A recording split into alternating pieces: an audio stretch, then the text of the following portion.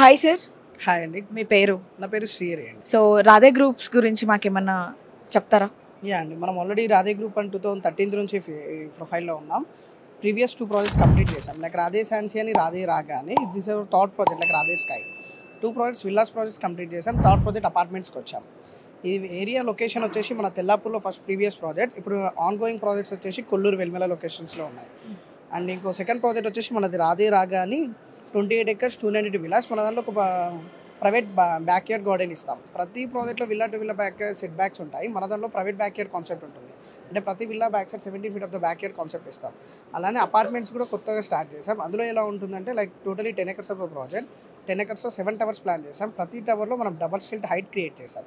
అందులో మీకు 2 lakhs overall SFT amenities వస్తాయి.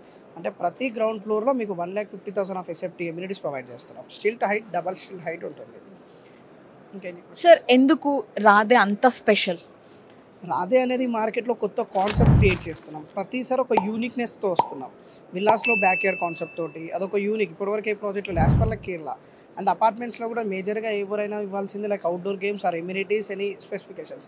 అలానే కాకుండా మనం ఒక కొత్త కాన్సెప్ట్ ఇవ్వాలని ప్రతి గ్రౌండ్ ఫ్లోర్లో ఎమ్యూనిటీస్ అనే కాన్సెప్ట్ ఇచ్చాం. అవి ఎలా యూజ్ అవుతాయి అంటే, ఇంత రెయినీ సీజన్ కానీ సమ్మర్ సీజన్ కానీ ప్రతిదానికి మనం క్లబ్ హౌస్ వరకే ఎందుకు వెళ్ళాలి, పార్క్స్ వరకే ఈవినింగ్ టైం వరకు ఎందుకు వెళ్ళాలి. ఒక ఫ్లాట్లో టుగెదర్ ఫ్యామిలీ ఎలా ఉంటుందో అలానే ఇంత గ్రౌండ్ ఫ్లోర్ కూడా ఉండొచ్చు.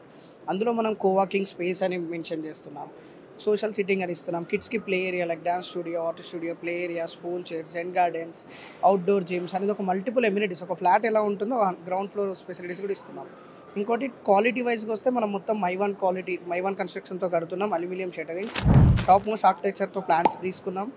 మంచి కన్సల్టీ టీమ్, ఒక బ్రాండింగ్ కన్సల్టీ టీమ్తో వెళ్ళాం. లొకేషన్ వైజ్కి వెళ్తే exactly exit number 2 Gaudium international school ముందు ఉంటుంది. ఓవరాల్ పక్కకి కనెక్టివిటీ.